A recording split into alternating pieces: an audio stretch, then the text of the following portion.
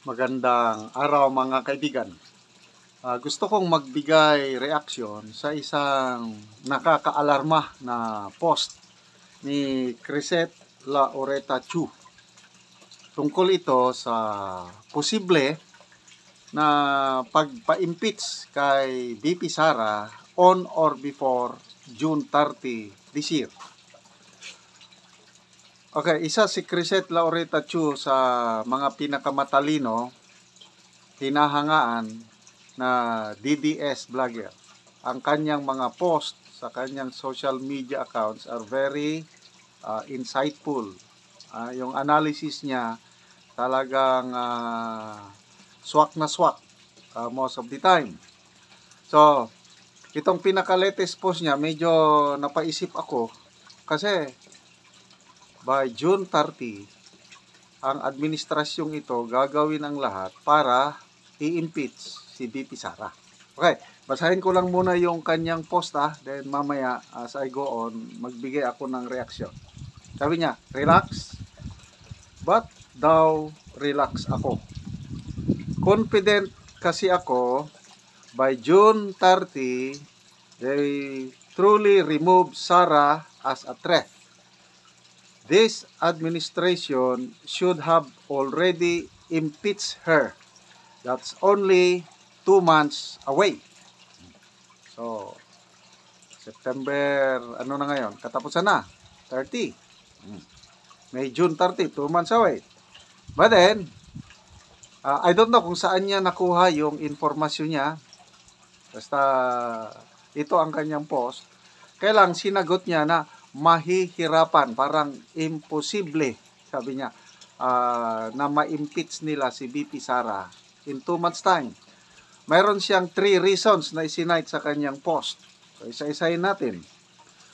First, Sara is still the most trusted among top government officials.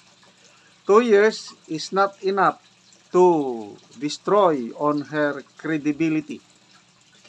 They did her some damage, but the people who hate Sara are the people who have always hated her. They are the pro-Marcos Talyanista. Talyanista. Ito ba yung Talyano Gold? Talyano Gold. There are no new haters. BBM has seen his ratings plans bumaba massively from someone with sky-high ratings and 31.6 million voters. BBM has a massive fall from grace. Hindi lang sa mga surveys, yung scientific surveys, kundi rin sa general sentiments ng mga tao. Sa Kalye surveys, magtanong kayo sa mga tao kung di kayo maniwala sa akin.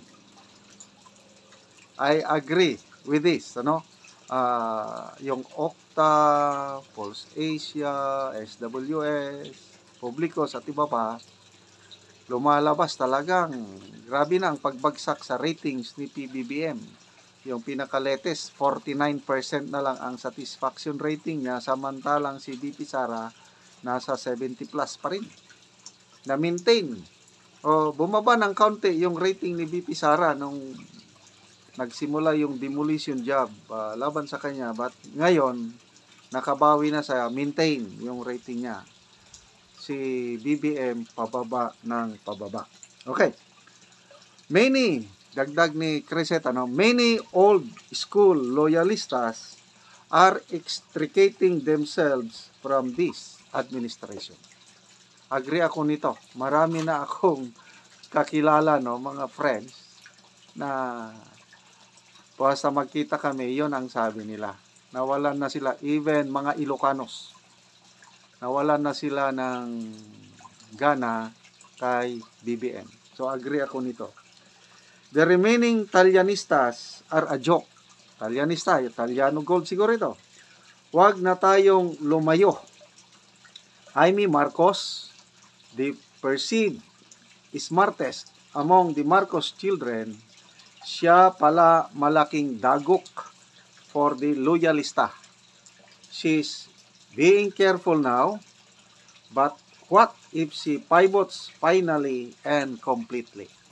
Mapapansin nyo, marami nang kinokontra ni Senator Amy na mga programa, palisiya ni PBBM, hindi niya na sinasang-ayunan. So, it's just a matter of time na talagang head-on banggahin na niya ang administrasyong ito. Okay. Do you see how spending billions of pesos, Martin Romualdez is still at the bottom? Yung pinaka-latest sa Ocolom Research and Analytics, nako, 0.4% lang ang rating ni Martin Romualdez among presidentiables by 2028. Kaya ito, still at the bottom after spending billions of pesos. Sabi ni Crescent, do you see Martin Romualdez? He's the complete opposite of Midas, yung Midas stats. Anything he touches turns to shit. Mapasama. He's even lower in the rankings than the undecided. Okay, ang undecided is 2% eh. Siya, 0.4. Okay. Si Risa, mas gusto pa ng mga tao. Ilan bang percent si Risa? Mataas eh, mga 2% ata or 4%. You ally with Martin, you will suffer the consequences in the future. That's why he's been so quiet lately. Apart from being humbled, he realizes his strategy is wrong. He's recalibrating. Don't bother Martin. Unless you make amends with Sarah, you're done. Simula yung tambalos-los, yun na. Away na up to now. So yung, ang first reason na hindi nila kayang mapa-impeach si Sarah is pinaka most trusted si Sarah ngayon. Yung ratings niya, kahit yung DepEd satisfaction and trust rating, credit lahat kay BP Sara yon. So napakatas ang rating, bakit mo i-impeach? Tapos si PBBM, pababa ang rating niya. Si Martin Romualdez, napakababa mula pa nung simula. So, yon ang unang reason. Second, sabi niya, if they force to remove her, a revolution will break out. Puno na ang salop. Sabi niya. All that needs to happen is for a video to be leaked, whether real or not. Yung parang pulburon video ito, hinahintay na ilalabas. Okay. His enemies, to pluck a hair on his head, do a follicle hair test. Yung drug test ba? Using the hair. Sinasabi pa niya na marami ng videos o audio recording na lumalabas. So sinasabi niya dito sa kanyang post na within the circle ng BBM admin ay may mga traidor. Kasi paano nakukuha ni Maharlika yung mga audio recordings na yun. Opa. So may revolusyon daw kung puwersahin nila na i-impeach si BP Sara. Third, if Sara stays beyond June 30, it's going to be her game. Pabor na. Pag malampasan ni BP Sara ng June 30, advantage na siya.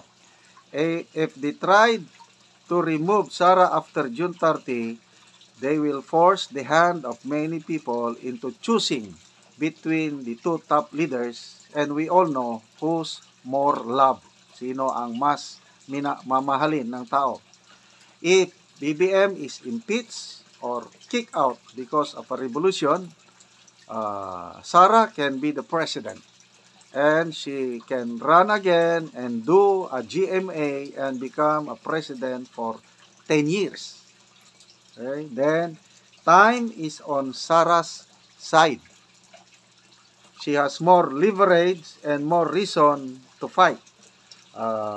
So, sinasabi niya dito, si Sara matagal pa ang kanyang future, samantalang si BBM, it has no continuity.